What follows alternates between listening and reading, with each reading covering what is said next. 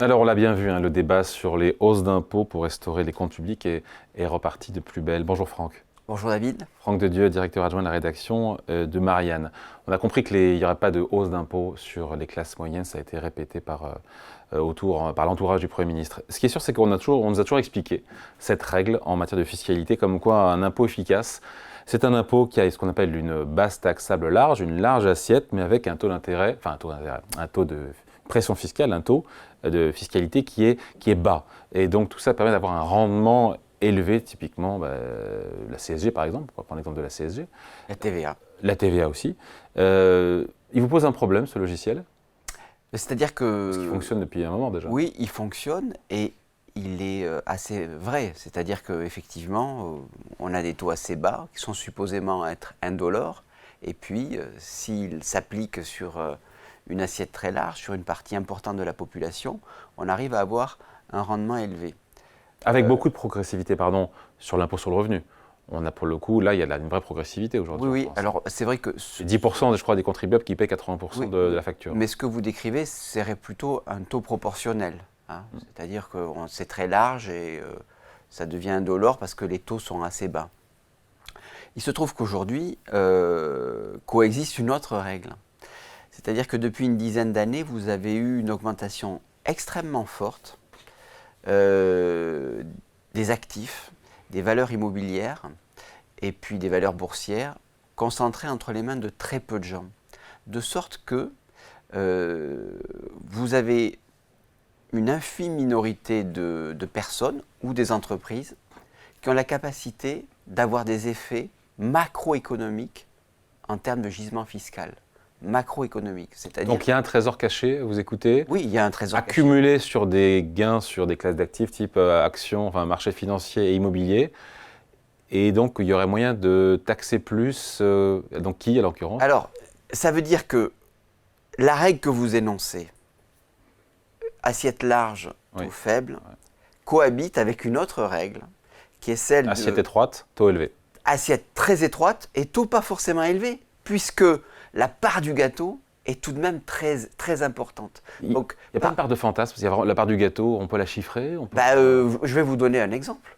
Vous avez en 2023, les sociétés du CAC 40 ont fait pour 30 milliards de rachats d'actions. 30 milliards de rachats d'actions, vous prenez les 5 premières, vous arrivez à quelque chose comme 17 milliards. Vous dites, sur ces 17 milliards, on peut imaginer prendre, je dirais, 10-12% de taxes exceptionnelles au titre des rachats d'actions.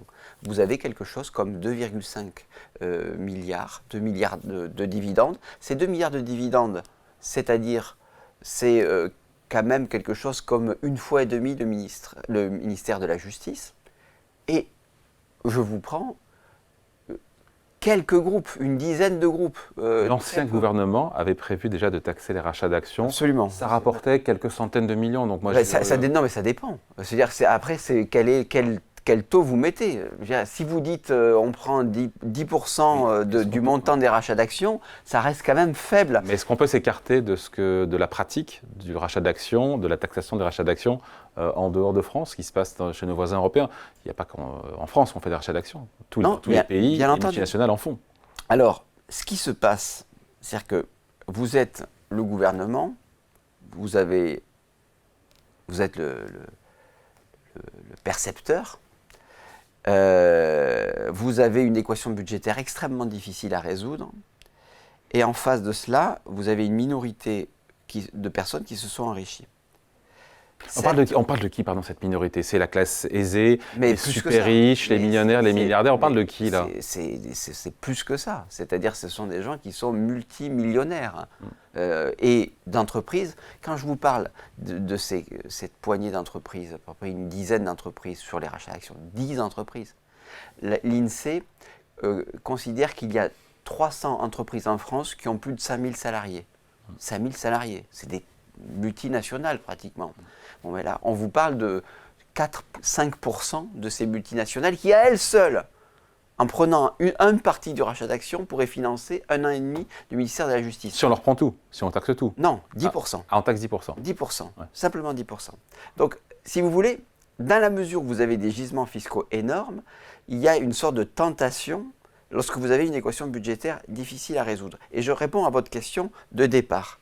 David, qui est tout à fait légitime, qui est de dire, vous êtes gentil, mais vous êtes quand même dans un univers de si vous liberté de circulation. Les milliardaires, les millionnaires, ils vont se barrer, pardon de le dire voilà. comme ça. Hein. Sauf que ce qui se passe et ce qui risque de se passer, c'est que tout le monde fasse pareil. Il n'y a pas les Français qui adorent la fiscalité, etc. Vous avez une équation budgétaire qui se pose à peu près dans les mêmes termes.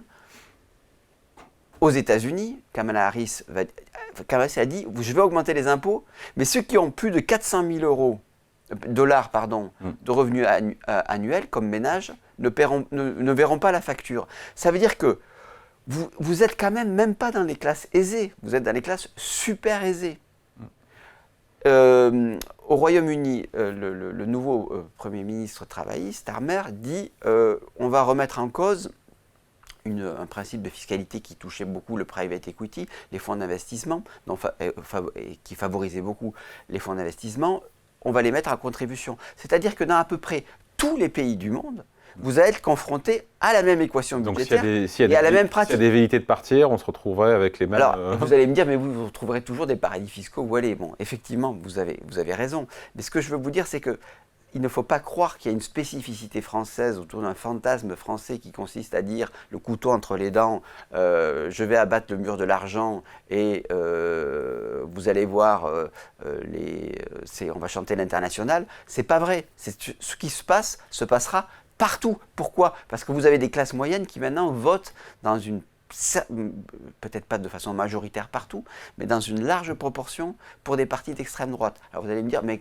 c'est quoi le rapport ? Le rapport, c'est que les gens ne supportent plus qu'il y ait un effort fiscal qui, justement, cette idée de large assiette avec des taux bas, soit au bénéfice d'une infime minorité. Et donc, toute cette logique des 0,1%, des 1%, dont beaucoup a parlé... Donc, qui est la cible ? Encore une fois, parce que Michel Barnier a parlé, il s'est dit être favorable, on l'a commenté ici, à plus de justice fiscale. Il va oser toucher aux classes moyennes. Après, a priori, c'est non, il a dit non. La petite bourgeoisie, les vrais nantis... Mais même pas. Et c'est ça qui, en fait, est nouveau. C'est-à-dire que vous n'êtes pas dans les années Hollande de 2012, où il dit « moi, j'aime pas les riches, au-dessus de 4 000 euros, je les taxe », où on a les 75% d'impôt sur le revenu. On n'est pas dans cette période. C'est-à-dire que, et c'est ça finalement, quelque part, je vais dire, le miracle Barnier, c'est qu'il quand même, il représente un peu la bourgeoisie classique, aux rondeurs notariales, voilà, un peu balsacienne, mais ils ne sont pas concernés. C'est-à-dire que vous pouvez avoir, si vous taxez très peu de gens, un gisement fiscal énorme sans toucher même... Vous n'avez pas de chiffre à la clé, c'est du ressenti ou parce qu'on a un déficit qui est de 150 milliards d'euros, je veux dire. Là, je vous ai dit, sur les rachats d'actions, vous taxez une quinzaine de sociétés, vous avez déjà 2 milliards si vous les taxez à 2%. Vous avez, en début de semaine, Oxfam qui s'intéresse au cas de, je crois, une cinquantaine de milliardaires, et qui, sur la base des droits de succession, dit il suffirait d'augmenter très fortement les impôts. Vous avez des rendements fiscaux qui sont au-delà de 20-30 milliards d'euros. Il parlait, je crois, de 160 milliards d'euros à horizon quelques années. Je crois que c'était 2030, mais à vérifier. Autrement dit, effectivement, vous avez la possibilité, compte tenu de cette augmentation très brutale, et notamment depuis le Covid, de l'immobilier et de la bourse. Ça fait 2 ans que l'immobilier va mal, hein. Pardon. Enfin, il va mal, il ne baisse pas tant que ça, à vrai dire. Il ne baisse pas tant que ça, en particulier dans des grandes capitales. Pas tant que ça. Donc, c'est d'ailleurs assez étrange, parce que vous avez une baisse des transactions. Moi, j'écoute votre émission, on me dit baisse des transactions, 6 mois après, il y a une baisse des prix. Oui, mais pas partout. Et pas dans des villes où il y a des riches qui logent. Franck, votre point, c'est que donc des taux de pression fiscale élevés sur une petite assiette, notamment ciblée donc, sur les grandes entreprises. Et qui peut être exceptionnel. Et les milliardaires, c'est ça, ou les millionnaires, multimillionnaires, ça pourrait rapporter. Ça pourrait être un bout de l'équation budgétaire. Beaucoup de gens vous disent que non, que c'est pas possible, que les économies, c'est sur la dépense publique et qu'il n'y a pas trop à gratter, qu'on a la pression fiscale la plus élevée du monde déjà. Sauf que, en fait, ce qui permet d'appréhender la question de la fiscalité sous un angle différent par rapport aux années antérieures, c'est ce que je vous ai dit. On n'est pas dans les années Hollande, et on n'est pas même dans la philosophie Hollande. Kamala Harris, elle dit, au-dessus de 400 000 dollars, vous ne serez pas concerné. Premier point, c'est différent. On est dans une autre période. Et puis, il y a, je pense, un autre sujet qu'il faut appréhender, c'est que auparavant, vous aviez la droite qui disait « Nous, on va quand même essayer de respecter les grands équilibres budgétaires, donc on va baisser le déficit public. » Et la gauche qui disait, dans une logique assez keynésienne, « Oh ben non, le déficit public, ça peut faire aussi de la croissance, et par l'effet du multiplicateur, vous verrez, on s'y retrouvera. » Quel était d'accord avec ça quand c'était ponctuel, pas quand c'était du multiplicateur tout le temps? Soit en passant, mais bref. Exactement. Sauf qu'aujourd'hui, si vous remarquez bien, David, on n'a pas le débat des pro-déficit public contre les pro-grands équilibres. Les deux partis veulent, compte tenu de la dette et la crainte sur les taux d'intérêt, veulent présenter un budget mais pas équilibré. Mais pas avec les mêmes remèdes. Exactement. C'est-à-dire qu'à partir du moment où vous n'allez pas négocier à la Commission européenne une durée supplémentaire pour faire 4,5-5% de déficit public, vous ne pouvez plus, ben, vous devez quand même présenter quelque chose d'équilibré. Ça veut dire que la dichotomie d'hier, grands équilibres contre déficit public, a changé. Elle est devenue baisse des dépenses contre hausse des impôts. La baisse des dépenses, et là j'en reviens à cette idée de la classe moyenne qui quand même ne vote plus pour des partis dits de gouvernement centre-droit, centre-gauche.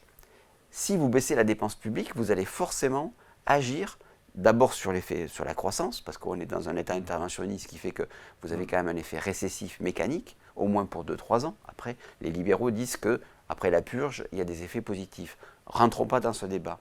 Et deuxièmement, vous avez la possibilité d'augmenter les impôts pour une minorité. Il va oser, on finit là-dessus, Franck, Michel Barnier, il va Mais bien oser sûr, augmenter sur les multinationales ultra profitables, sur les milliardaires, il va oser. Mais bien sûr.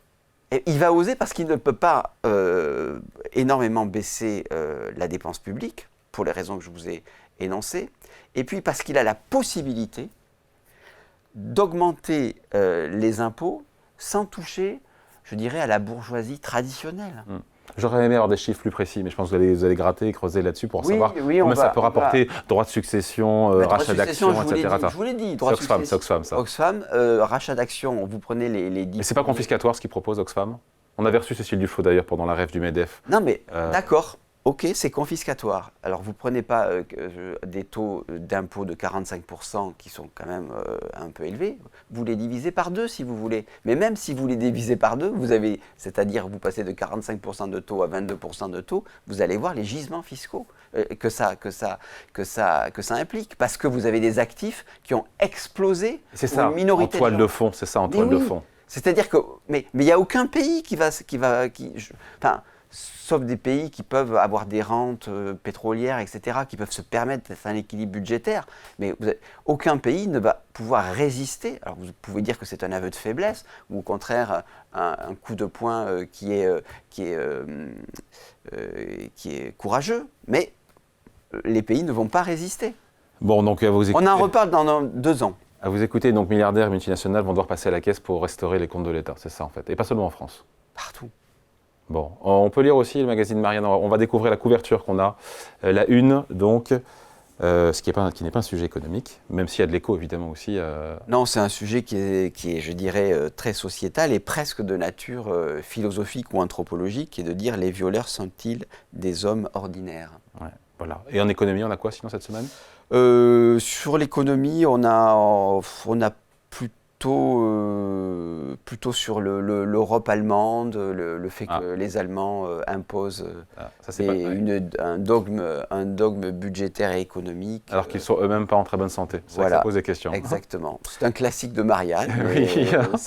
C'est vendeur, on y va. Je ne sais pas si c'est vendeur, je l'espère, mais en tout cas, c'est ce qui participe je dirais, de notre culture éditoriale, de défendre la singularité du modèle français, du modèle social français. À lire donc dans Marianne. Merci beaucoup. Franck Dedeux, directeur adjoint de la rédaction. Merci. Merci.